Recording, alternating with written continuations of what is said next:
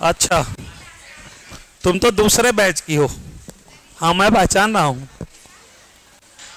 तो 11th में Pandey sir की जगह मेरी क्लास।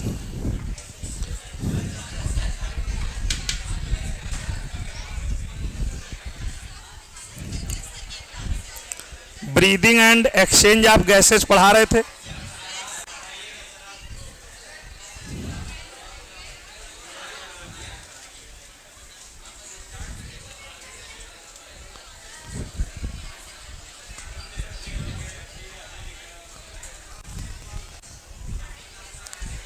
कैपेसिटीज पढ़ानी थी। बाकी तरीका लिखवा दिया था कि कैसे हम लोग वहां तक पहुंचेंगे।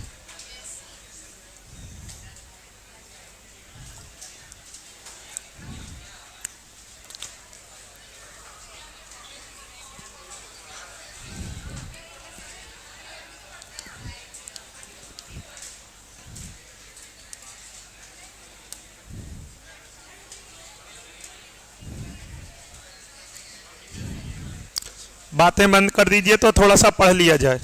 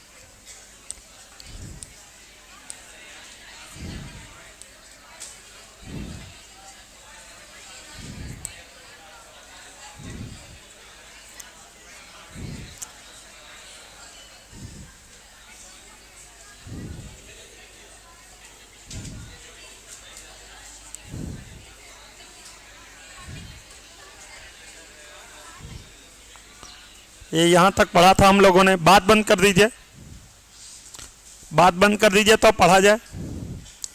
थोड़ा सा देखते हैं क्या क्या पढ़ लिया। रेस्पिरेटरी वॉल्यूम एंड कैपेसिटीज पढ़ रहे थे, तो इसमें टाइडल वॉल्यूम पढ़ लिया, लिखवा भी दिया आपको। टाइडल वॉल्यूम क्या था? तो हमने कहा कि वॉल्यूम ऑफ एयर इंस्पायर्ड और expired during a normal respiration, it is approx कितना होता है? That is a healthy man can inspire और expire approximately 6000 to 8000 ml of air per minute. तो एक मिनट में 12 से 16 बार सांस लेते हैं हम लोग। तो अगर 12 बार सांस लें तो 12 पंचे 60, 6000 ml। और अगर 16 बार सांस लें तो 16 पंचे 80, 8000 ml। अब देखो IRV, inspiratory reserve volume. IRV क्या है? तो कहा था it is additional volume of air other than the tidal volume a person can inspired by maximum forcible inspiration after normal expiration.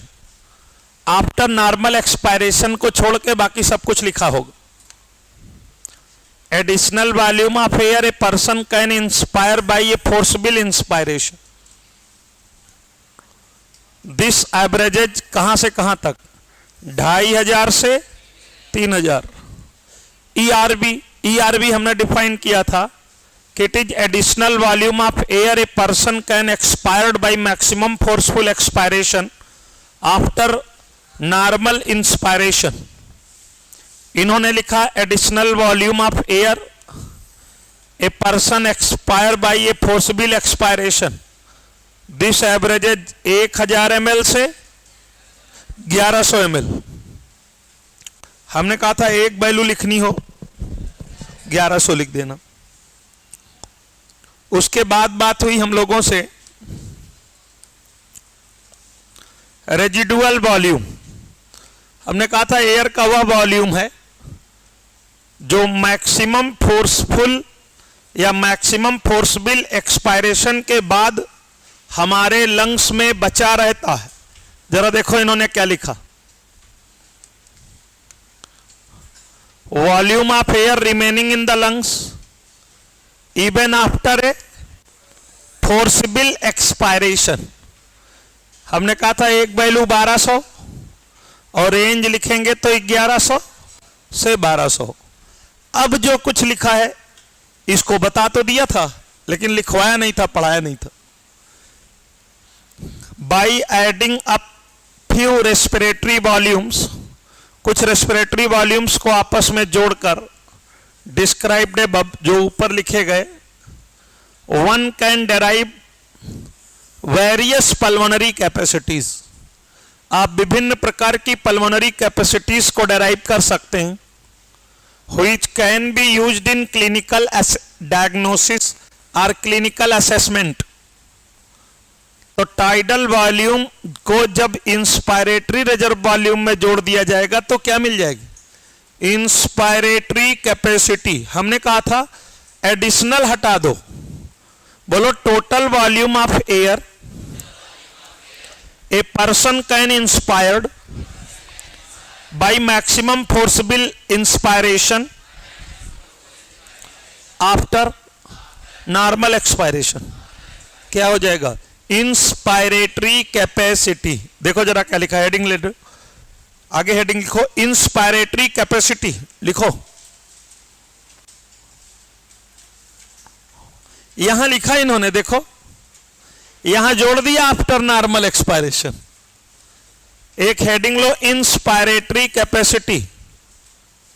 Volume में नहीं लिखा था इसीलिए हम लिखवा रहे थे, और कैपेसिटीज में हमें एग्जैक्ट वही लिखवाना है जो एनसीईआरटी में लिखा है। तो जरा एक बार समझ लो तब फिर उतारो। लिखो inspiratory capacity IC.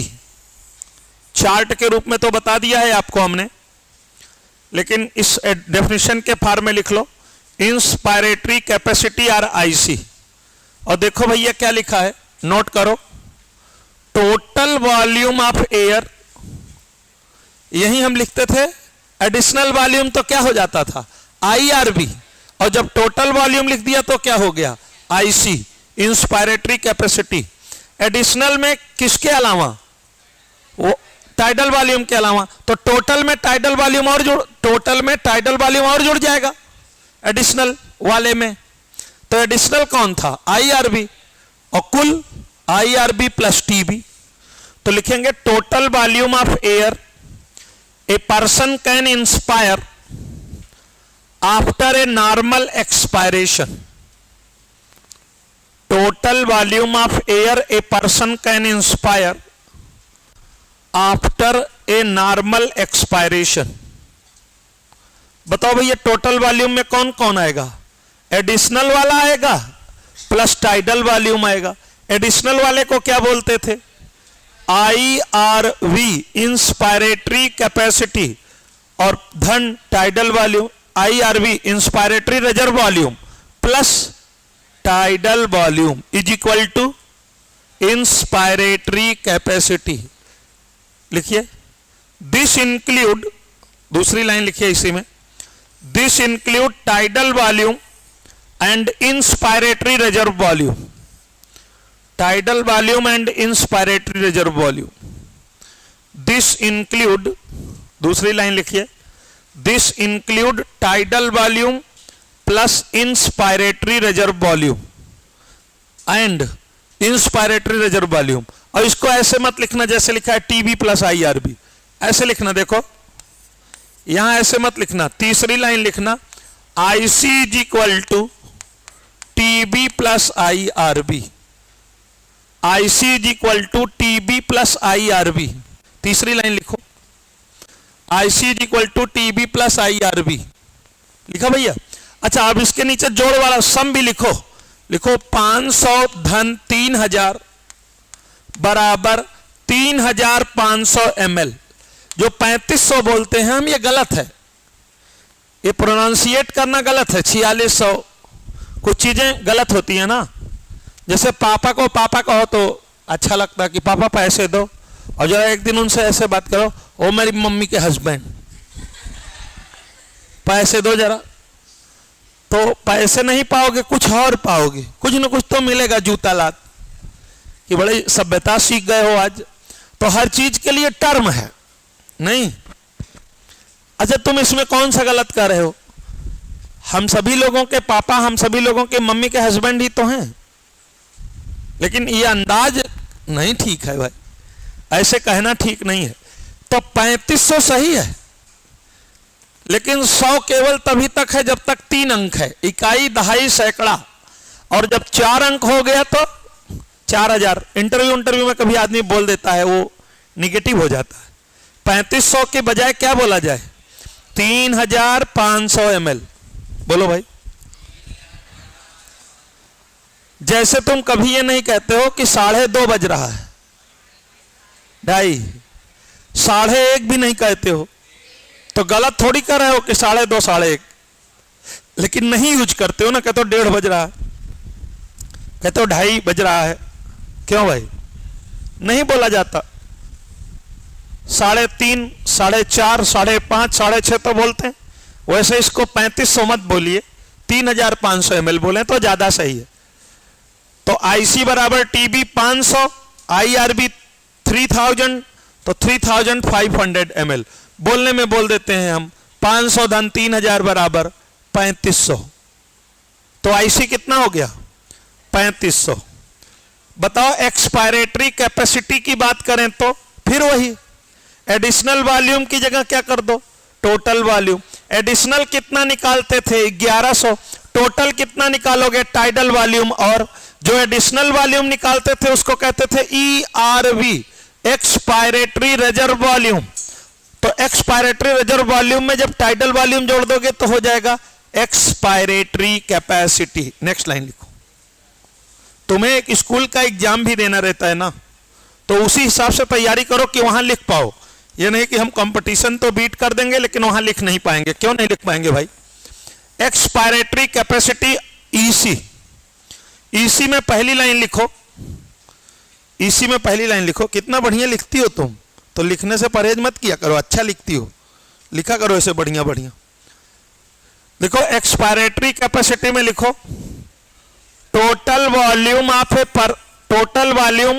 Of air a person can expire after a normal inspiration. देखो यहां लिखा normal inspiration. Total volume of air a person can expire after a normal inspiration. दूसरी लाइन लिखेंगे, मैं कलर चेंज कर रहा हूं। This includes tidal volume and expiratory reserve volume. This include tidal volume and expiratory reserve volume.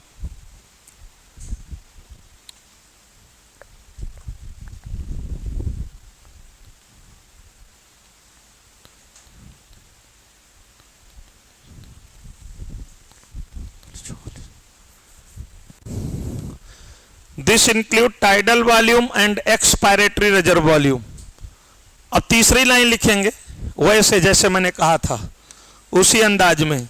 EC बराबर TB plus ERB। TB कितना है? 500 ml।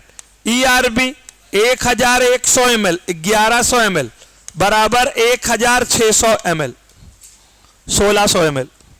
तो 500 प्लस 1100 बराबर 1600 ml।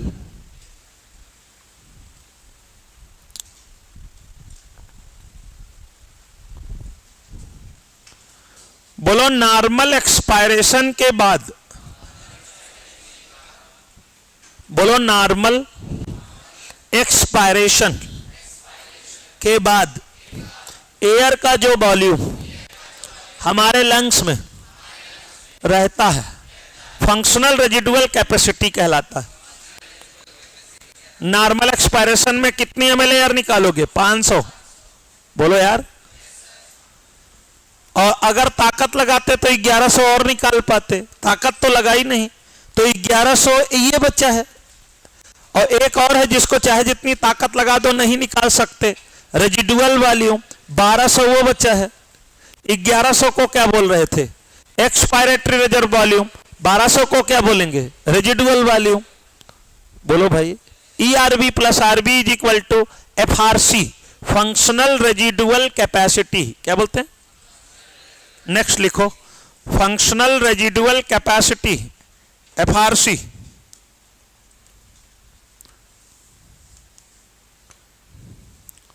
Functional residual capacity FRC।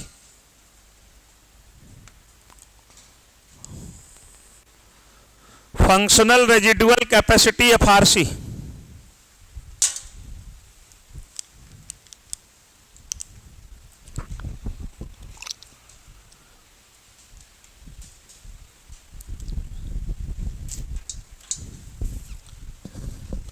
Functional residual capacity FRC लिख लिया। Functional residual capacity क्या बताया? बोलो बोलो। नॉर्मल एक्सपायरेशन के बाद जो एयर का वॉल्यूम हमारे लंग्स में बचा रहता है,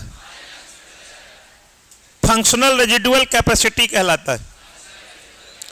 अच्छा भैया सुनो, एक बात सुनो, सुन लो, समझ लो, तब लिखो। नॉर्मल एक्सपायरेशन के बाद जो बचा है वो क्या है? Functional residual capacity. और फोर्सफुल एक्सपायरेशन के बाद जो रेजिडुअल वॉल्यूम, देखो क्या लिखा है। तो फंक्शनल रेजिडुअल कैपेसिटी में नोट करिए, volume of air that will remain, जो रहेगी, volume of air that will remain in the lungs after a normal expiration. Volume of air that will remain in our lungs, in the lungs after a normal expiration, after a normal expiration। दूसरी line लिखेंगे, this include ERB, short में मत लिखना, लिखो this include, पूरा नाम लिखना। दूसरी लाइन लिखिए, this include expiratory reserve volume and residual volume। This include expiratory reserve volume, this include expiratory reserve volume and residual volume।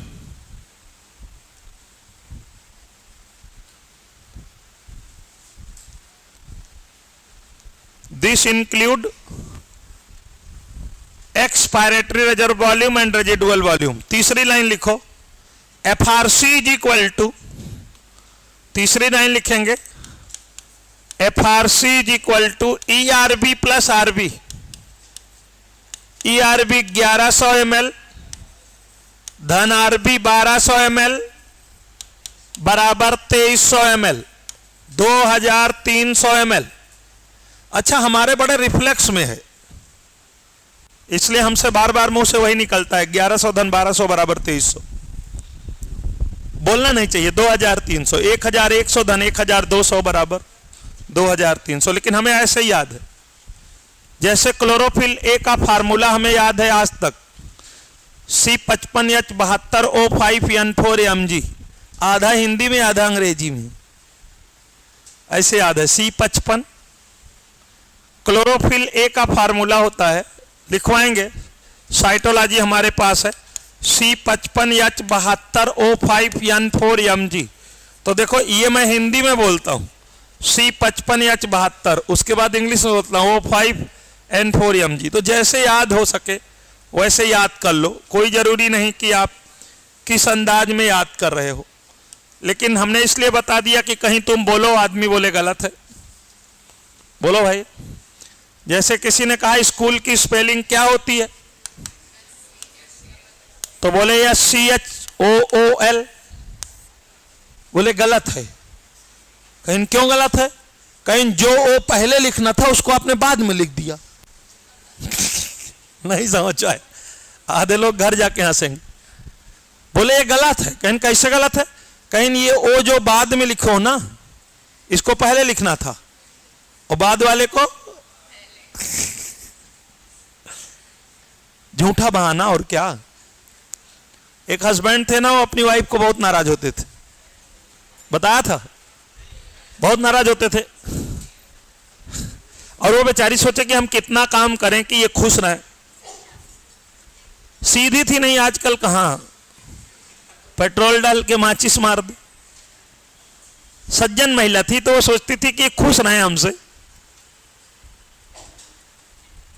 तो शाम को पहुंचे, आमलेट ले आई, बोले अरे यार बताओ, आमलेट बना दिया। भुजिया खाना था अंडे की और आमलेट बना दिया। अच्छा दूसरे दिन पहुंचे तो शाम को अंडा ही खाते थे नाश्ते में, तो दूसरे दिन जब पहुंचे तो उसने अंडे की भुजिया बनाई थी। बोले अरे यार भुजिया बना दिया, हमें आमलेट खाना था। अच्छा तीसरे दिन पहुंचे तो दोनों बना के रखा था उसने, सोच रही थी खुश रहेंगे।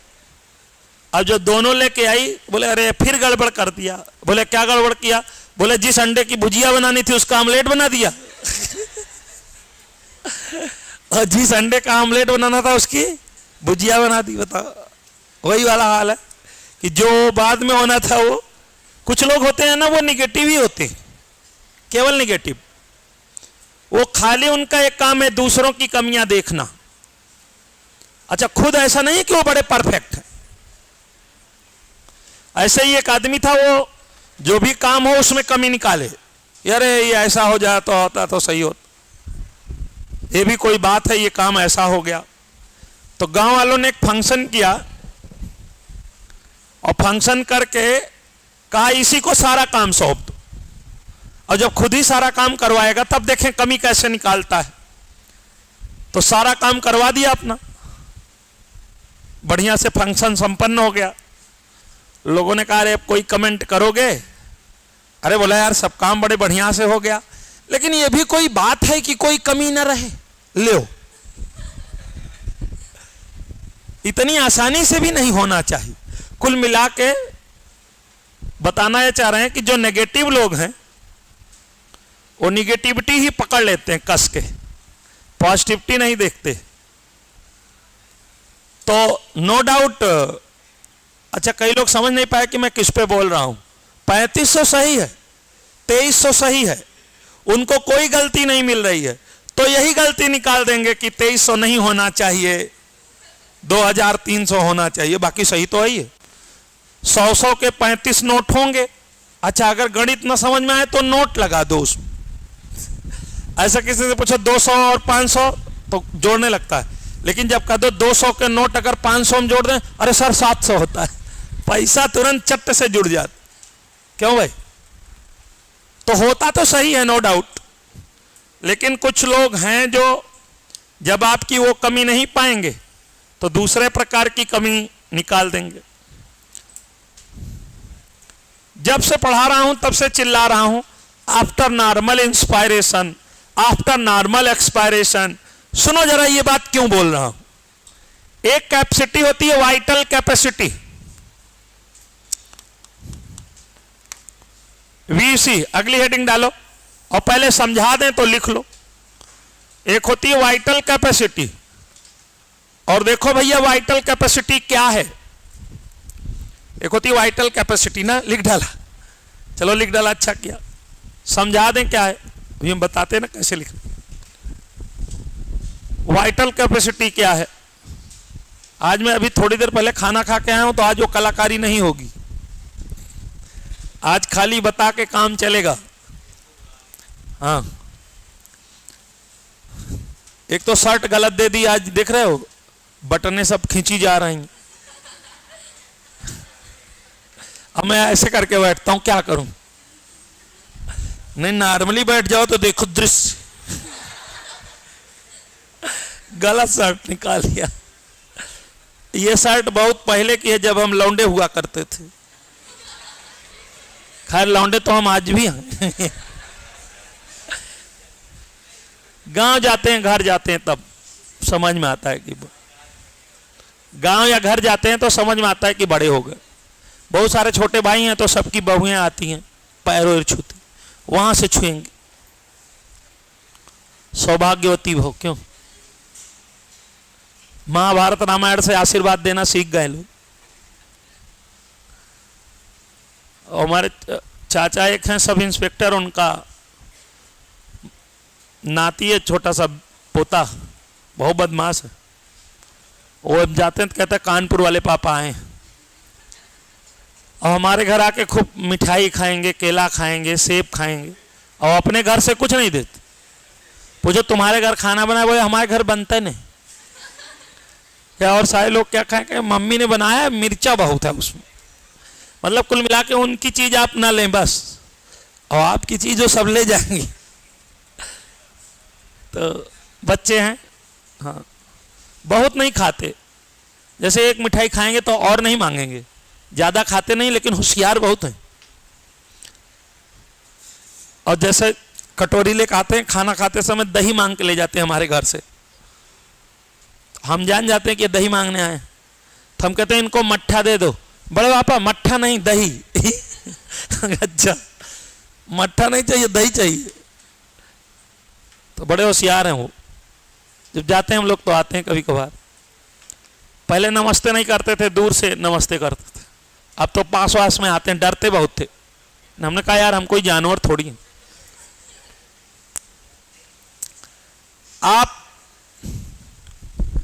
मैक्सिमम फोर्सफुल एक्सपायरेशन करें, और आप बताएं अगर आप मैक्सिमम फोर्सफुल एक्सपायरेशन करेंगे तो 500 टाइडल वॉल्यूम निकलेगा, 1100 एक्सपायरेटरी रिजर्व वॉल्यूम निकलेगा। टोटल एक्सपायरेटरी कैपेसिटी के बराबर एयर आप निकाल देंगे।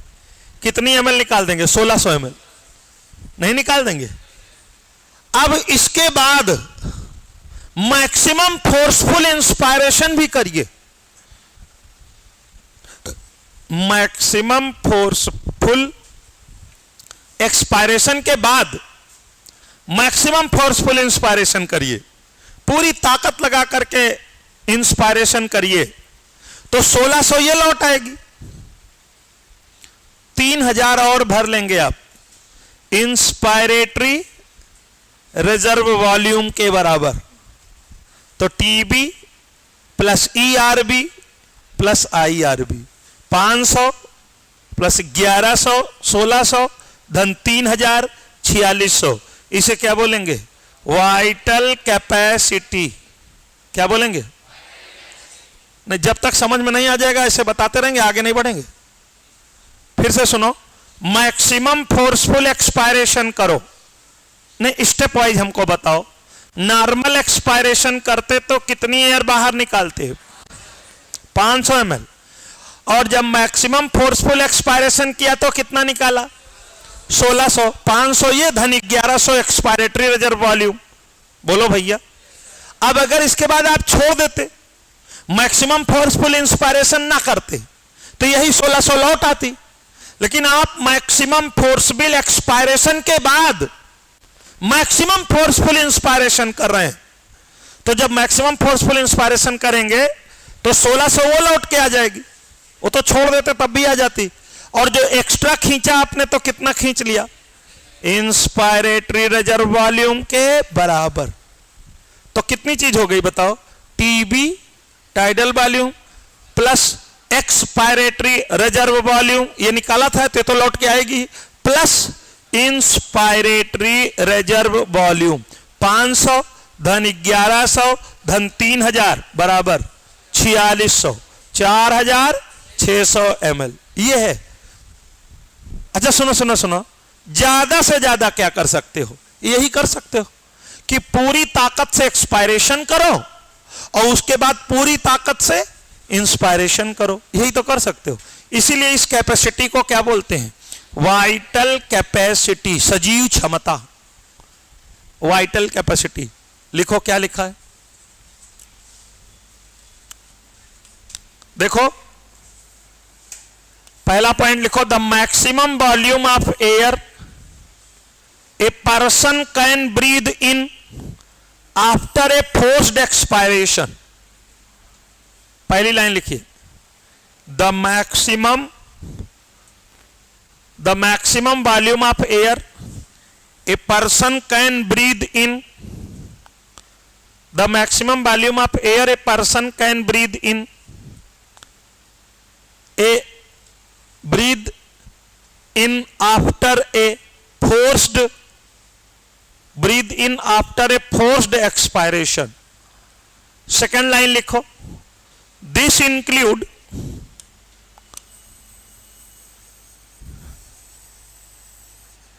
दिस इंक्लूड, शॉर्ट में ही लिख लो,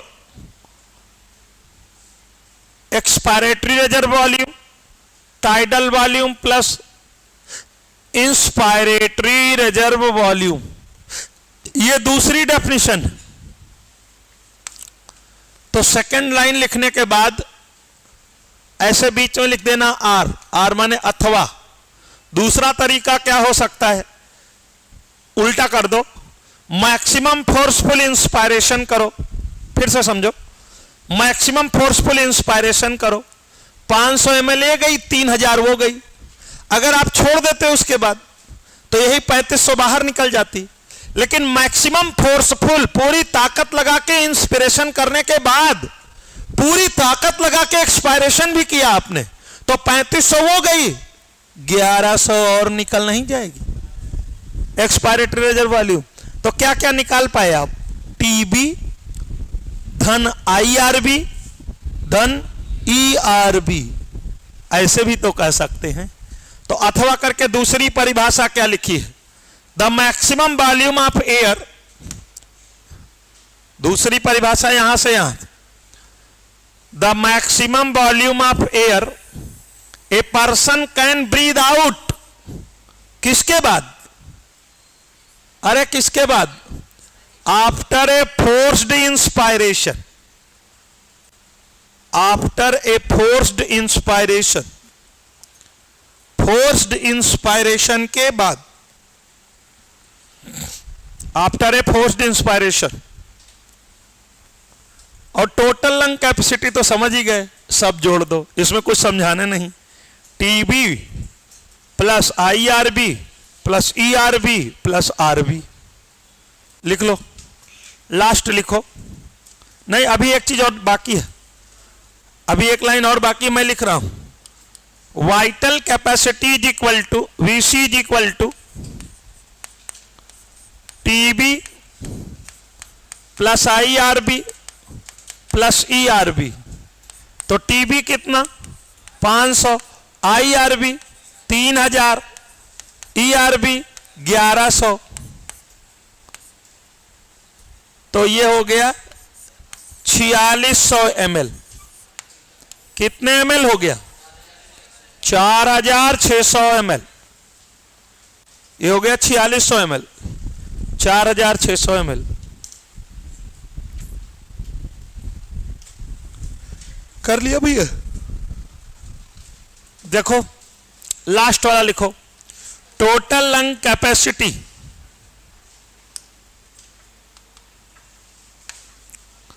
टीएलसी,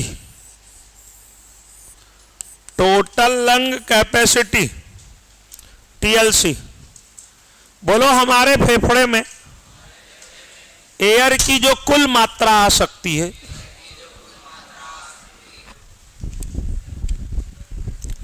भरी रहती है या भरी जा सकती है, that is known as total lung capacity. पढ़ो, इसमें अंडरलाइन करो, लिखो पहली line, total volume of air accommodated in the lungs, कब, at the end of a forced inspiration, at the end of a forced inspiration. लिखेंगे total volume of air accommodated in the lungs at the end of a forced inspiration. Forceful inspiration करने के बाद जो total air का volume हमारे lungs में भरा जा सकता है, that is known as TLC.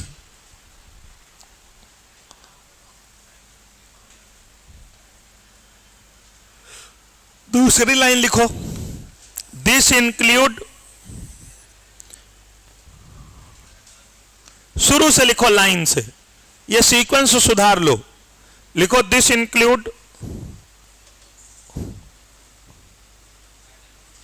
जिस सीक्वेंस में हमने लिखवाया है, टीबी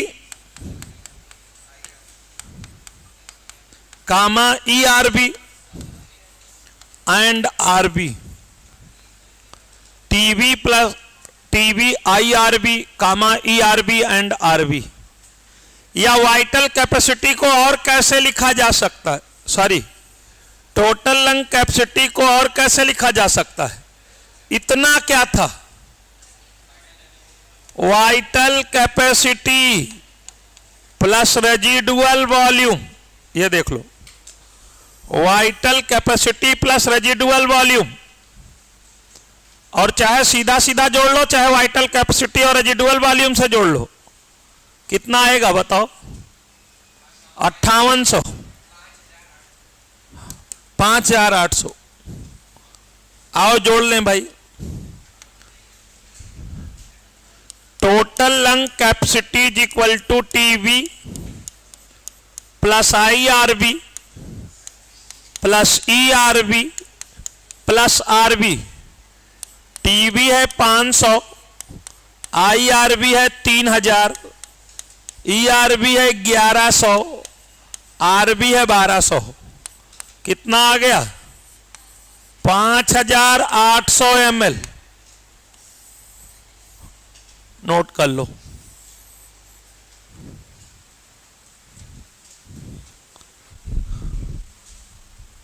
$5800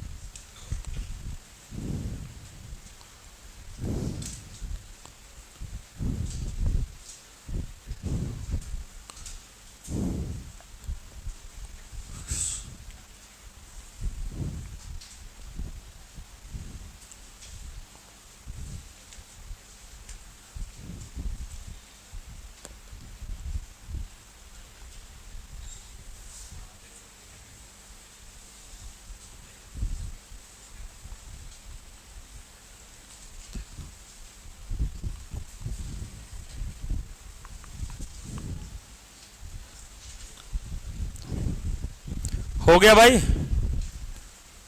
नोट कर लिया यहां तक। आइए अगली हेडिंग पढ़ते हैं, एक्सचेंज ऑफ गैसेस या गैसियस एक्सचेंज, है ना। तुमको याद है जब हम आपको एक बात पढ़ा रहे थे कि सबसे पहले गैसियस एक्सचेंज होता है रेस्पिरेटरी ब्रांकियोल में, तो वहां हमने एक बात बोली थी, हमने कहा था कि primary site of gaseous exchange कौन होता है, एल्वियोलाई। लिखवाया है ना।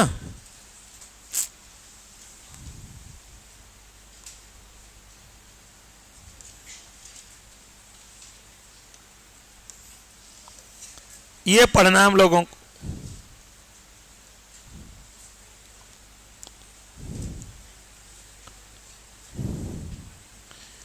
और जरा देखो, थोड़ी सी बात समझाते हैं, फिर पढ़ा देंगे, इसको समझा देंगे, फिर एनसीईआरटी से गैसियस एक्सचेंज पढ़ देंगे, ठीक है। हेडिंग क्या थी, अरे हमें तो याद है, तुम बताओ देख के। हम यही कर रहे हैं, इश्क में जीना इश्क में मरना, और हमें अब करना क्या, एक्सचेंज ऑफ गैसेज। एनसीईआरटी जब तक खुली रहती तब तक हमारी बुद्धि थोड़ा कम काम करती, क्योंकि हम यही पढ़ते रहते हैं। इसको बंद करिए और आपको पढ़ाना शुरू करते हैं, एक्सचेंज ऑफ गैसेज। लिखिए, exchange of gases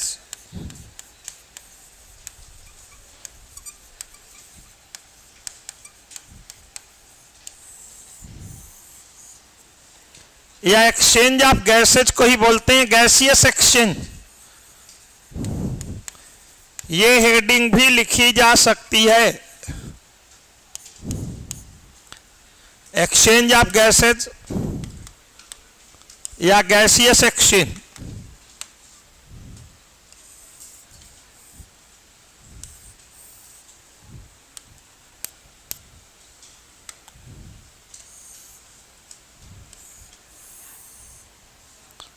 exchange of gases या गैसियस एक्सचेंज। पहला question, the primary site for gaseous exchange is alveoli. लिखिए, वो कोई हल्की लाइन नहीं है, ये बहुत बार पूछा गया। पहली लाइन लिखिए एक्सचेंज ऑफ गैसेज में,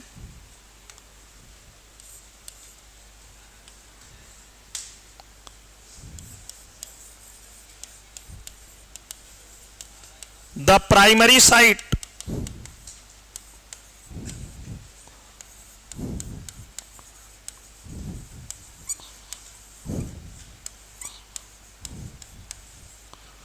the primary site for exchange of gases is alveoli. The primary site for exchange of gases is alveoli, or alveoli is the primary site for gaseous exchange. दूसरी बात जो लिखनी है, जो याद रखनी है, वो क्या याद रखनी?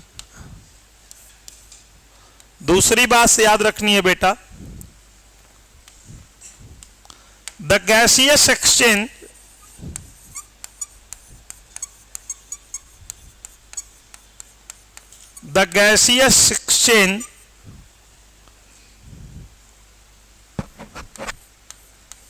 occurs oblique takes place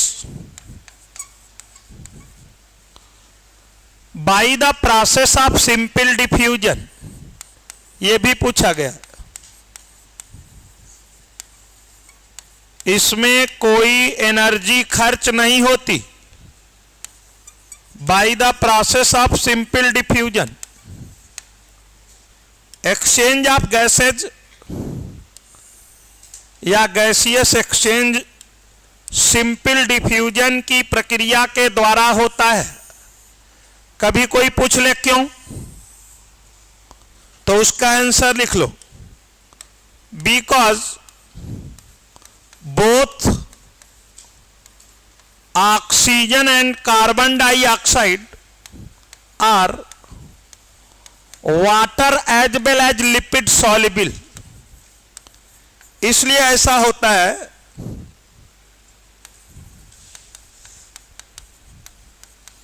क्योंकि दोनों ऑक्सीजन और कार्बन डाइऑक्साइड वाटर सॉल्युबल भी हैं और लिपिड सॉल्युबल भी। तो पहला पॉइंट याद रखना है कि एल्वियोलाई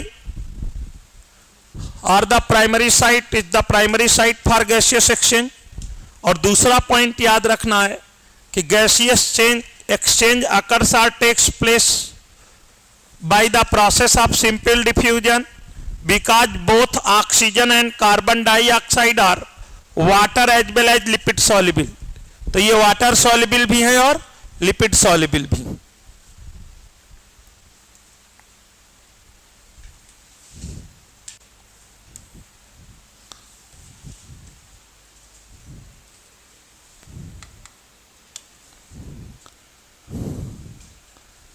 और जो डिफ्यूजन होता है इनका,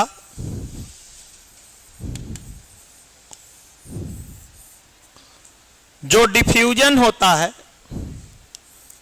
गैसेस का, जो डिफ्यूजन होता है, ये बहुत सारी बातों पर निर्भर करता है। जैसे ये निर्भर इस बात पर करता है कि प्रेशर डिफरेंस कितना ज्यादा है। प्रेशर डिफरेंस ज्यादा होगा, डिफ्यूजन ज्यादा होगा। डिफ्यूजन इस बात पर भी डिपेंड करता है कि जिस पदार्थ का डिफ्यूजन हो रहा है उसकी वाटर में सॉल्युबिलिटी क्या है। अगर सॉल्युबिलिटी ज्यादा होगी तो डिफ्यूजन ज्यादा होगा, सॉल्युबिलिटी कम होगी तो डिफ्यूजन कम होगा।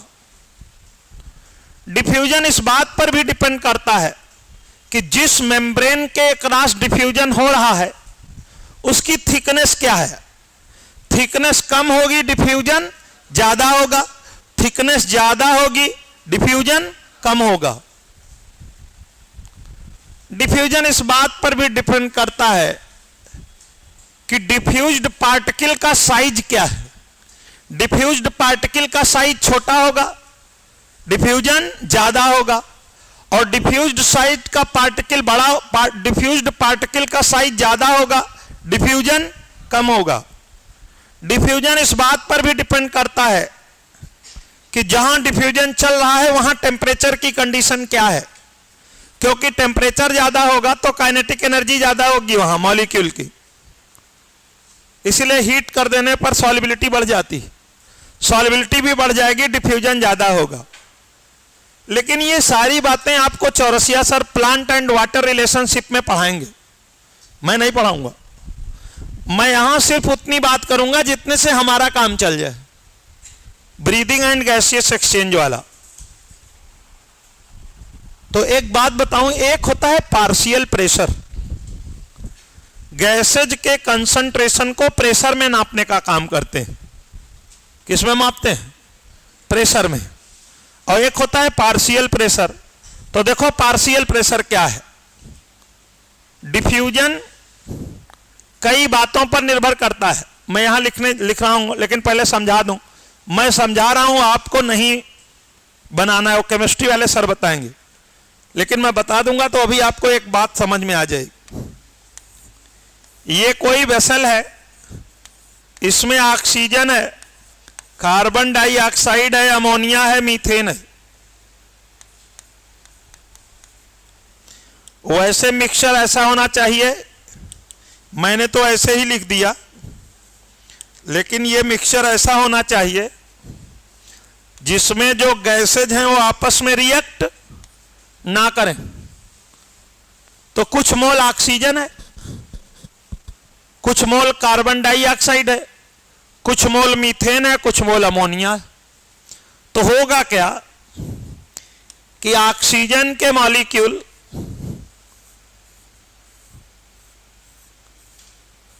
ऐसे टकराएंगे दीवार से, CO2 के मॉलिक्यूल भी ऐसे टकराएंगे,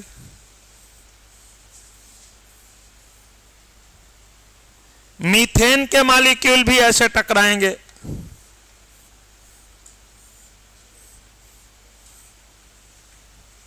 अमोनिया के मॉलिक्यूल भी ऐसे टकराएंगे। अमोनिया के मॉलिक्यूल भी टक्कर मारेंगे दीवार पर, और ये मॉलिक्यूल जब टकराएंगे दीवार से तो दीवार पर एक फोर्स लगेगा। सारे मॉलिक्यूल ऐसे ब्राउनियन मूवमेंट कर रहे हैं, तो दीवार पर एक फोर्स लगेगा। पर यूनिट एरिया कितना फोर्स लग रहा है वही प्रेशर है। What is pressure? Pressure is equal to force per unit area, यानी P is equal to F upon A। Force per unit area जो है वो प्रेशर है, यही तो प्रेशर है। इधर पानी भर दो और इधर दीवार, तो दीवार पे पानी धक्का मारेगा, तो पानी दीवार पे फोर्स लगा रहा, कहते हैं बांध टूट जाते हैं पानी के प्रेशर से। तो प्रेशर क्या है? Per unit area, 1 metre square area में कितना फोर्स लग रहा है, दैट इज प्रेशर। दाब एक प्रकार का फोर्स है, it is pressure per unit force. Pressure is force per unit area. अब जो फोर्स जो प्रेशर नापोगे आप, वो इन चारों गैसेस का टोटल प्रेशर होगा। पार्शियल प्रेशर क्या है? What is partial pressure? एक काम कर, यही वाली वेसल ले लो, जितने लीटर की है उतने लीटर की वेसल ले लो, सारी गैसेज निकाल के केवल ऑक्सीजन भर दो। बताओ नंबर ऑफ टक्कर घट जाएगा कि नहीं घट जाएगा? अभी तक दीवार पे 4 गैस मिलकर टक्कर मार रही थी, अब अकेले दीवार मार रही, अब अकेले O2 मार रही है टक्कर। बोलो, इसी वॉल्यूम के वेसल में इस समय ऑक्सीजन का जो प्रेशर है, इसी को हम बोलते हैं प्रेशर ऑफ ऑक्सीजन।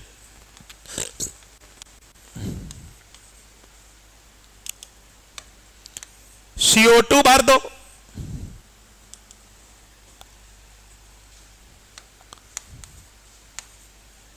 तो CO2 टक्कर मारेगी। अब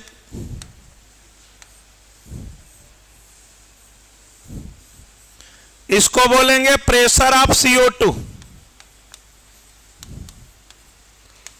मीथेन भर दो, तो मीथेन का प्रेशर नाप लो, this is pressure of methane. Ammonia भर दो और अमोनिया टक्कर मारना शुरू करेगी, this is pressure of ammonia.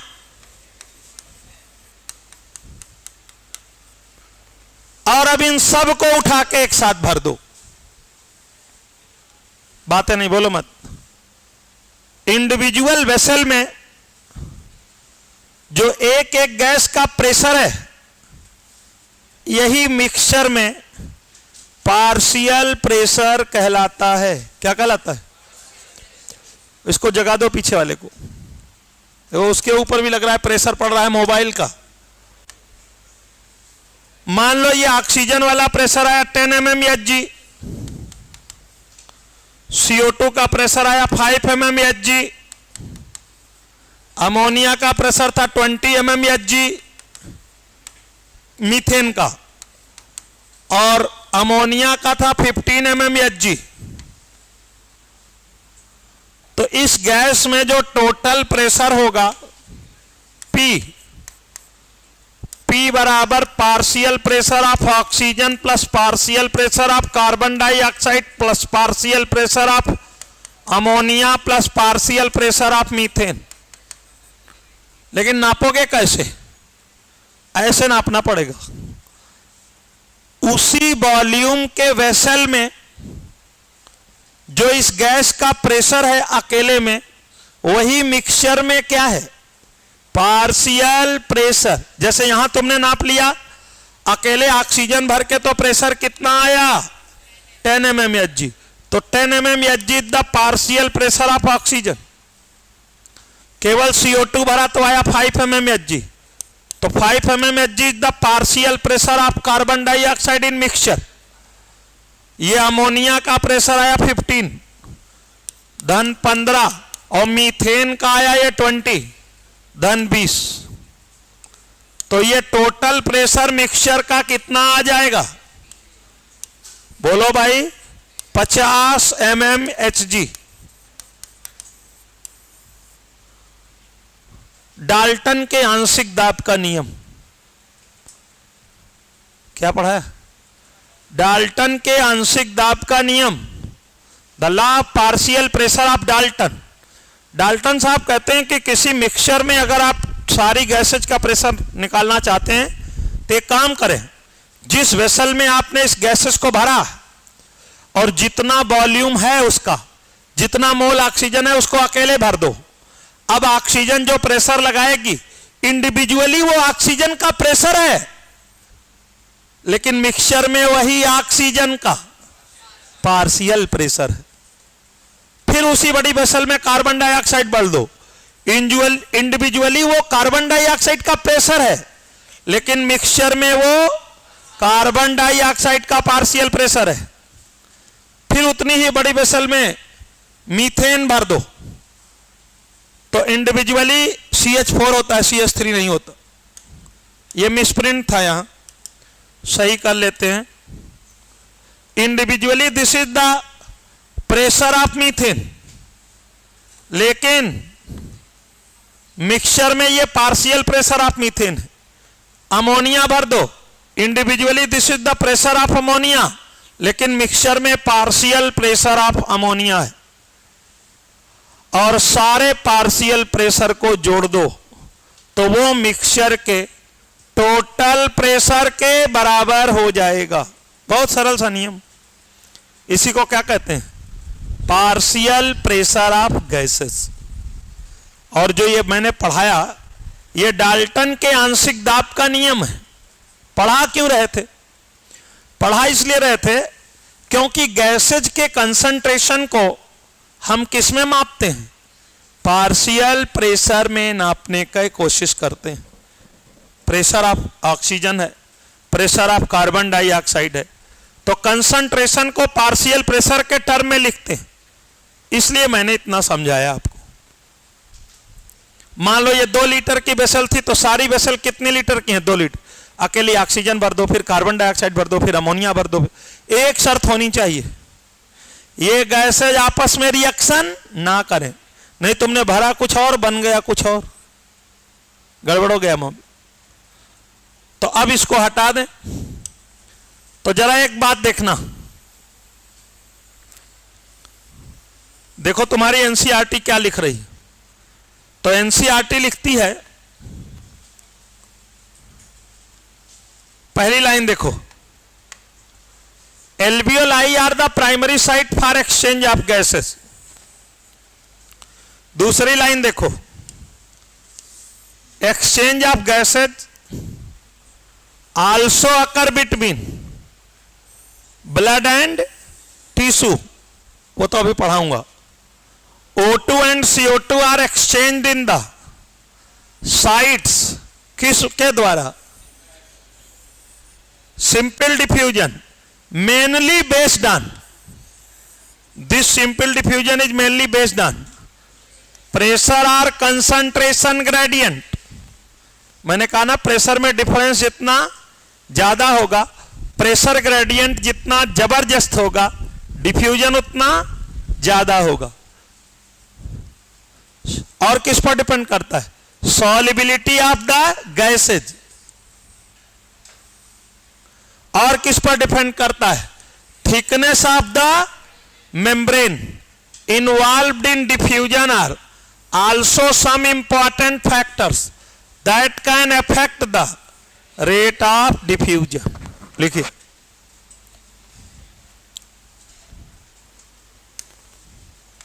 लिखिएंगे diffusion mainly based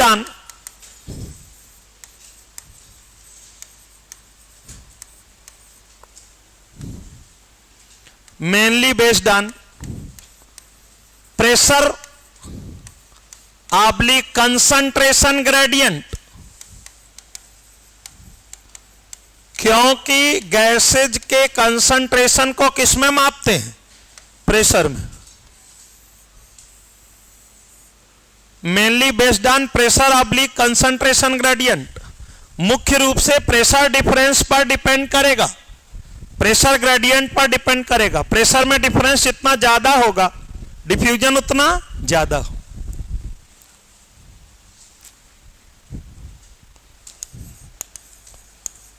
also depends on diffusion. और किन बातों पर डिपेंड करेगा? also depends on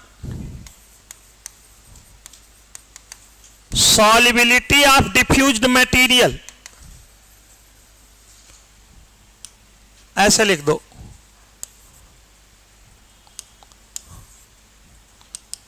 also depends on solubility in water oblique lipid, और also depends on thickness of the membrane।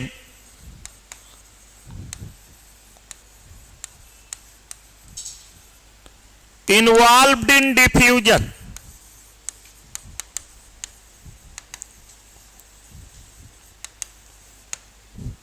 तो diffusion मुख्य रूप से डिपेंड करता है प्रेशर डिफरेंस और कंसंट्रेशन ग्रेडियंट पर, लेकिन और भी डिपेंड करता है कुछ बातों पर, जैसे सॉल्युबिलिटी पर डिपेंड करता है वाटर या लिक्विड में, जैसे उस मेम्ब्रेन की थिकनेस पर डिपेंड करता है जो इन्वॉल्व हो रही है डिफ्यूजन में। किसके किसके डायरेक्टली है? प्रेशर ग्रेडियंट के डायरेक्टली है, सॉल्युबिलिटी के डायरेक्टली है, और किसके इनवर्सली है? थिकनेस के इनवर्सली है। प्रेशर में डिफरेंस जितना ज्यादा होगा डिफ्यूजन उतना ज्यादा होगा। बोलो भैया। सॉल्युबिलिटी इन वाटर जितनी ज्यादा होगी डिफ्यूजन उतना ज्यादा होगा, और मेम्ब्रेन की थिकनेस जितनी ज्यादा होगी डिफ्यूजन उतना कम होगा, क्योंकि थिकनेस कम होगी तो डिफ्यूजन ज्यादा होगा। बताओ, चाय छाननी है तो रुमाल से छनेगी कि रजाई से? रुमाल से ही छनेगी, रजाई तो खुद ही पी जाएगी ना सारी चाय। बोलो यार। अच्छा, आगे देखो।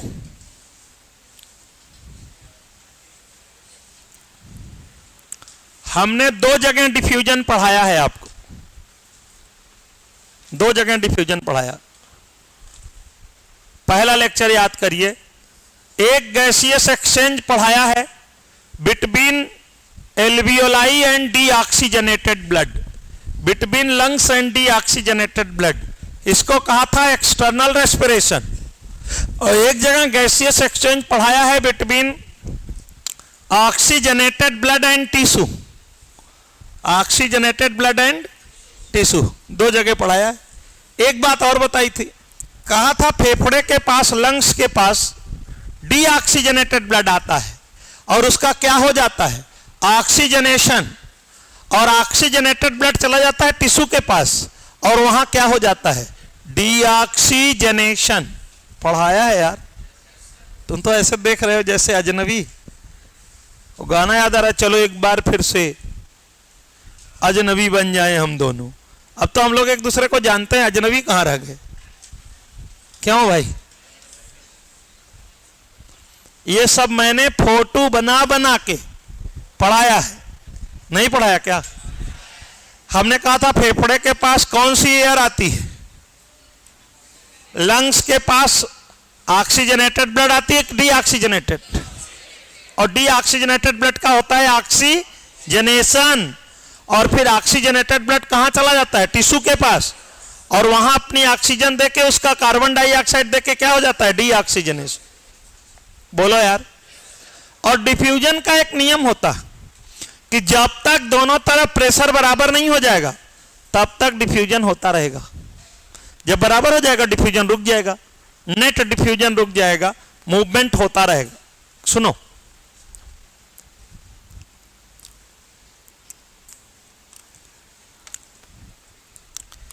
यह पार्शियल प्रेशर ऑफ ऑक्सीजन, यह है partial pressure of carbon dioxide. पहले बात तो इन एटमॉस्फेरिक एयर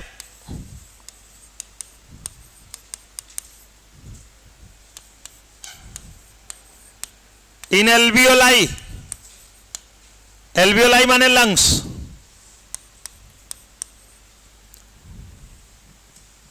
इन हटा दो, यहां से भी इन हटा दो, यहां से भी इन हटा दो। एटमॉस्फेरिक एयर में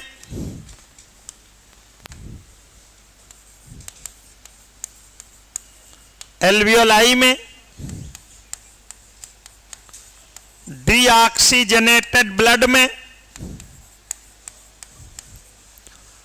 ऑक्सीजनेटेड ब्लड में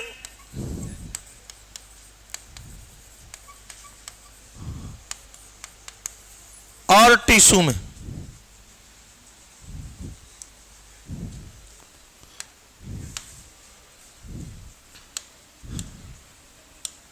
ये एटमॉस्फेरिक एयर में, ये एल्वियोलाई में, एल्वियोलाई के पास आएगा डीऑक्सीजनेटेड ब्लड, वो हो जाएगा ऑक्सीजनेटेड और वो जाएगा टिश्यू के पास, टिश्यू में।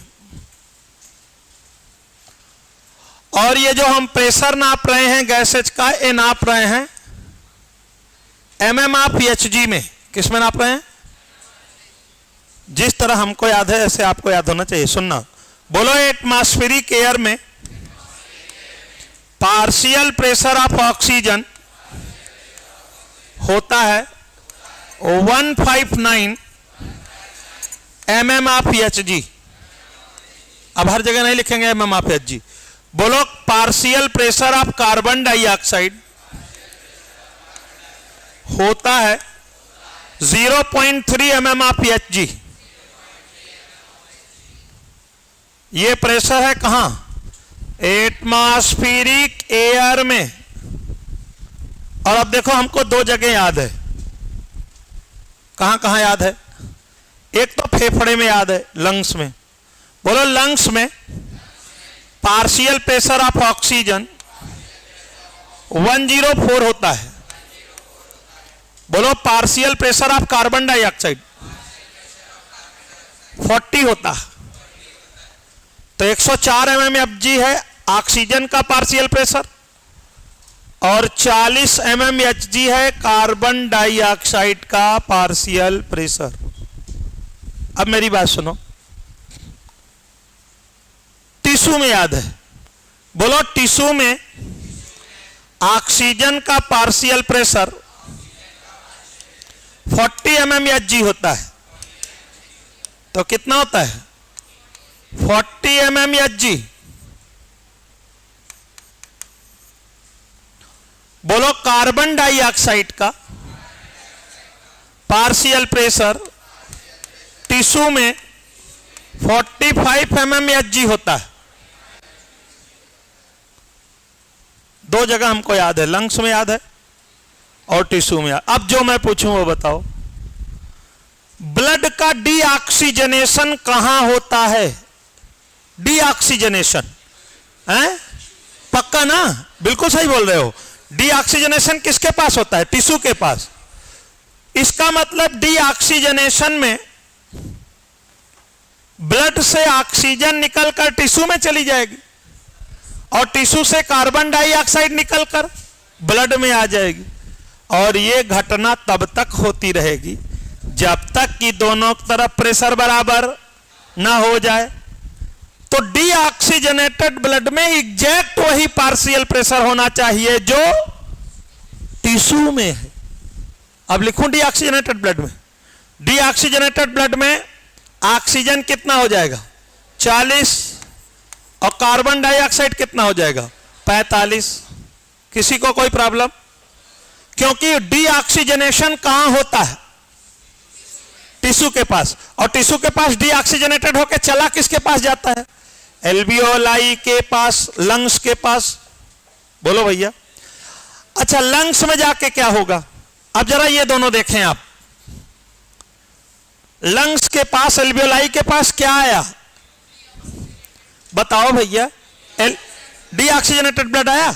एक बात बताओ, एल्वियोलाई में ऑक्सीजन का पार्शियल प्रेशर कितना है? 104 और ऑक्सीजनेटेड ब्लड में 40।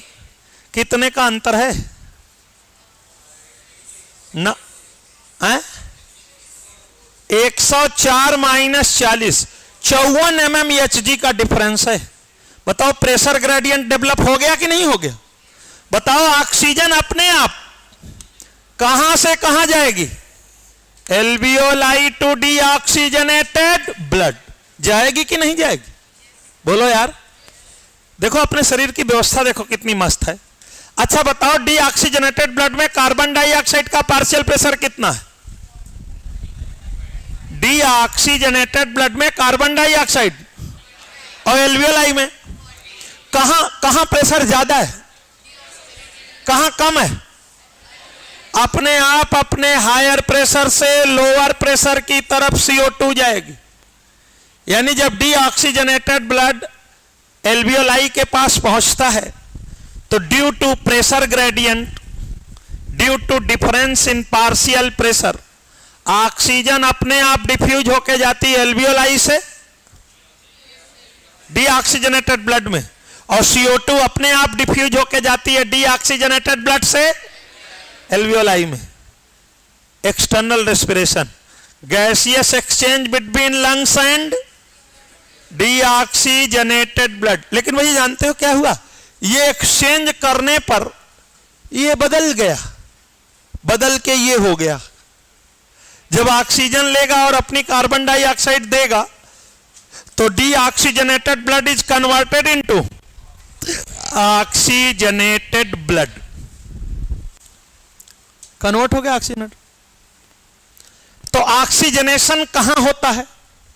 एल्वियोलाई के पास, टिश्यू के पास नहीं, एल्वियोलाई के पास, लंग्स के पास।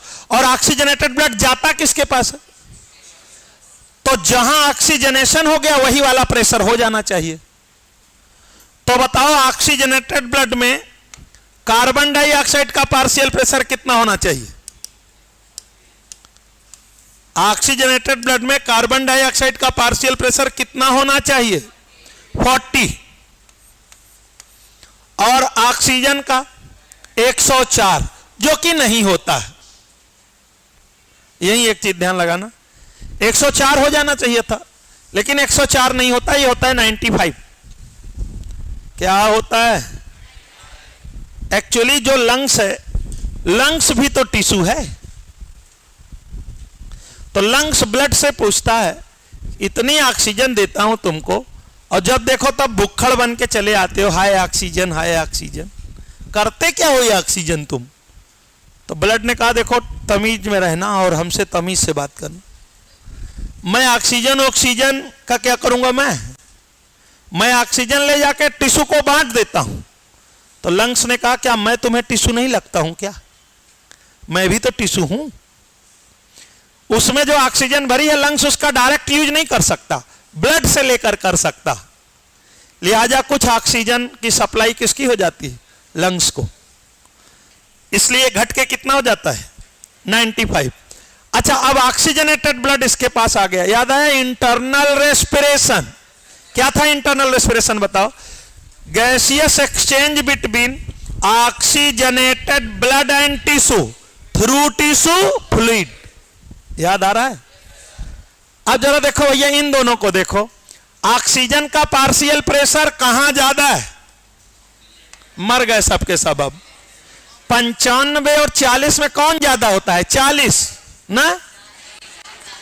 40 नहीं ज्यादा होता? अच्छा अच्छा, जानते तो हो तुम गणित, नालायक कहीं के। ऑक्सीजनेटेड ब्लड में ऑक्सीजन का पार्शियल प्रेशर है 95, और यहां कितना है? 40। कहां ऑक्सीजन ज्यादा है, कहां कम है? अपने हायर कंसंट्रेशन से अपने लोअर कंसंट्रेशन की तरफ डिफ्यूज हो जाएगी। और चूंकि वाटर सॉल्युबल है, लिपिड सॉल्युबल है, इसलिए by the process of simple diffusion. कब तक डिफ्यूज होगी? जब तक घट के 40 ना हो जाए। बताओ जरा CO2 का देखो, CO2 का, CO2 कहां ज्यादा है? कितना है? तो टिश्यू में ज्यादा है 45, और कहां कम है? तो CO2 अपने आप टिश्यू से निकल के कहां आएगी? कब तक जाएगी? जब तक बढ़ के 45 ना हो जाए।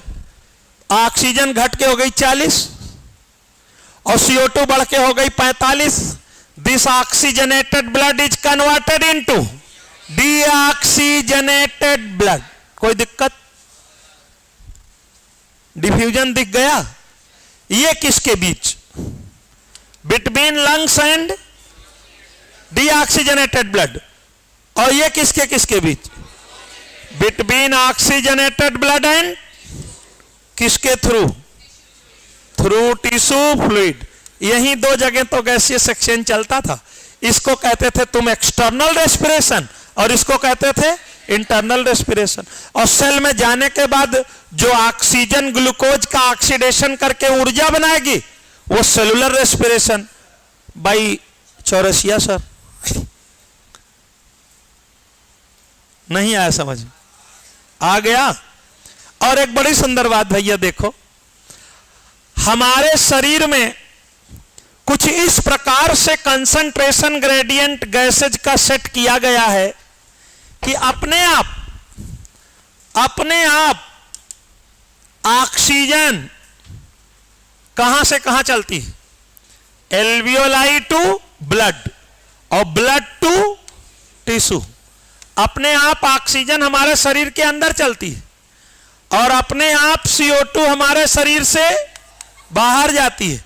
कहां से कहां, tissue to blood and blood to alveoli और एल्वियोलाई टू बाहर। नहीं आया समझ?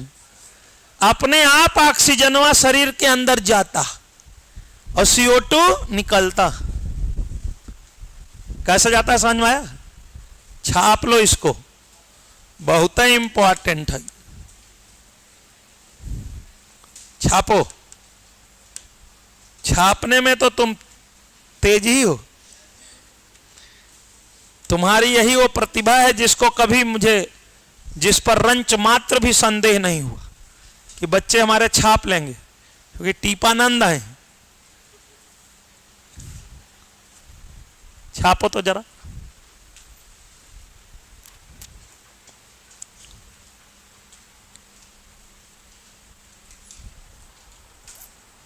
आज शर्ट बड़ी बेइज्जती करवा रहा।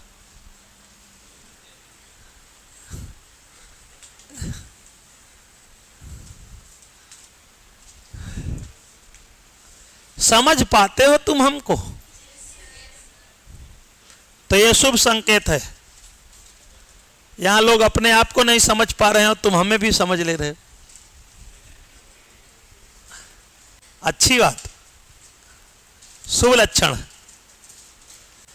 अपने आप ऐसा कंसंट्रेशन ग्रेडियंट सेट हो गया है कि ऑक्सीजन बॉडी के अंदर चलती है, alveoli to blood and blood to tissue, और अपने आप कार्बन डाइऑक्साइड शरीर के बाहर जाती है, tissue to blood and blood to alveoli, alveoli to outside. बता दोगे? अरे सवाल पूछा जाता है कि व्हाट इज द कंसंट्रेशन और partial pressure of oxygen in, what is the partial pressure of oxygen in oxygenated tissue, 95 mmHg। What is the partial pressure of carbon dioxide in alveoli, 40। याद रखोगे? What is the partial pressure of carbon dioxide in atmospheric air, 0.3 mmHg। What is the partial pressure of oxygen in tissue, 40 mmHg। याद रखोगे ना? अच्छा आगे देखो,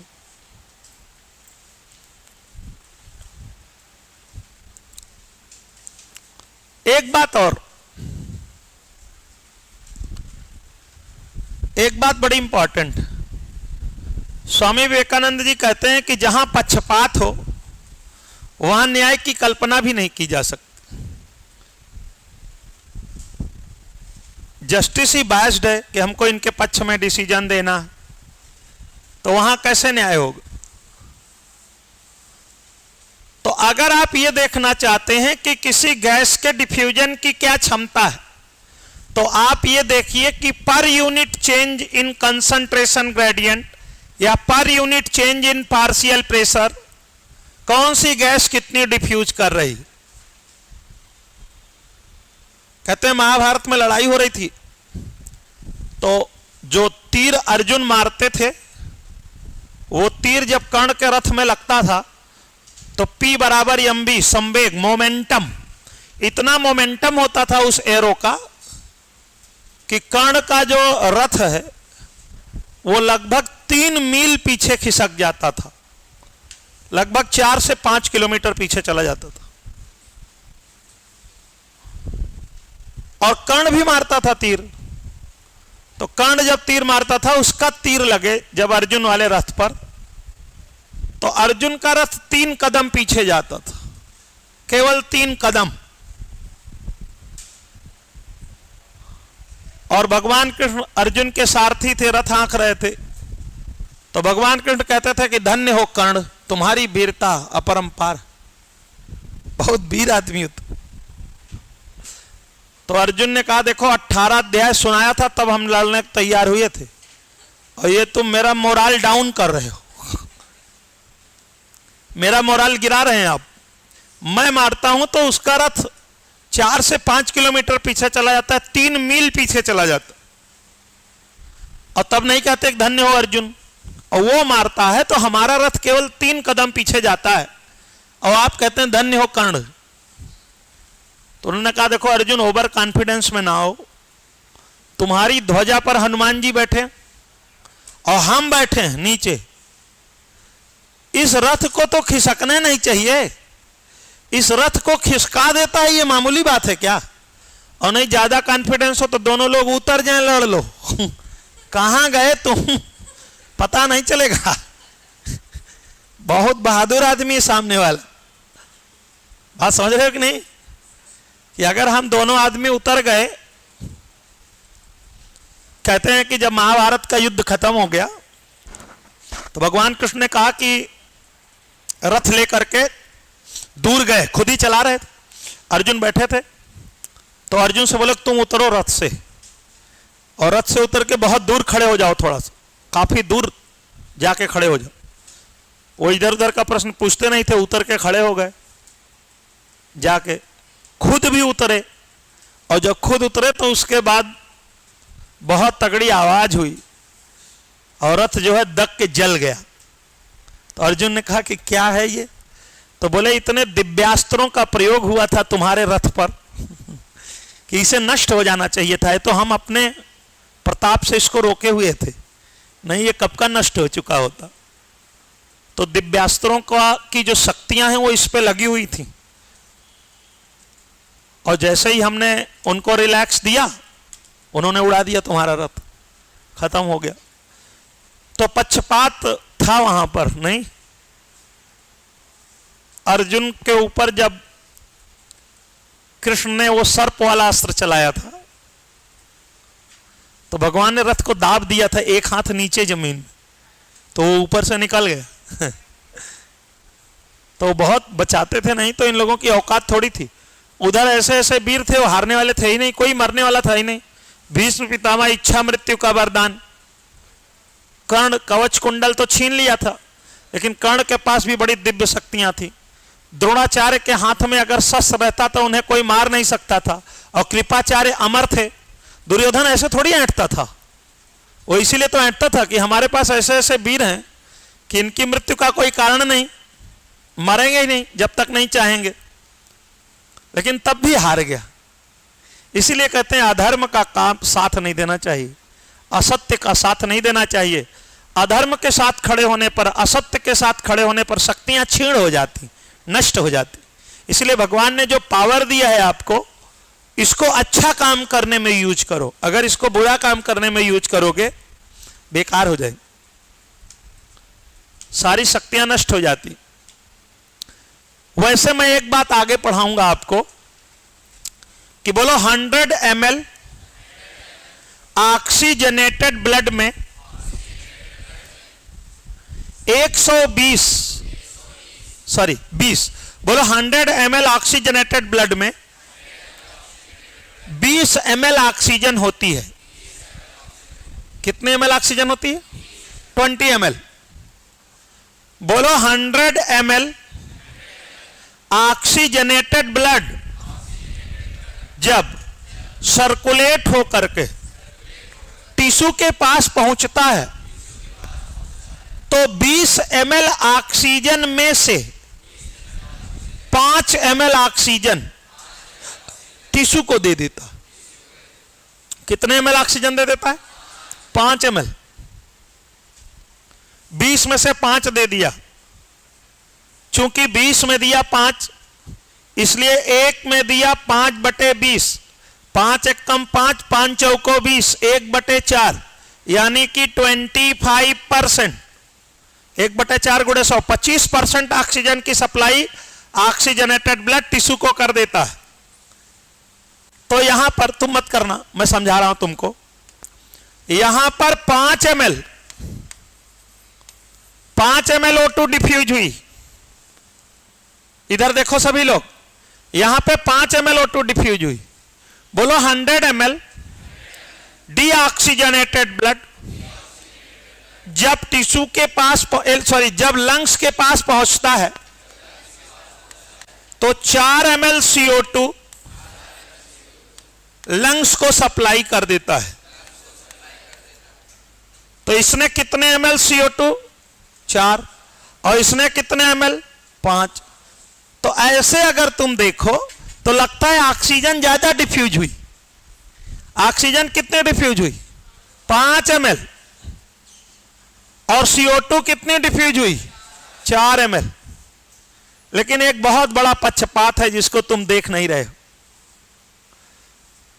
बहुत बड़ा अंतर है भैया। देखो यहां पार्शियल प्रेशर में डिफरेंस है 50 का, 55 का।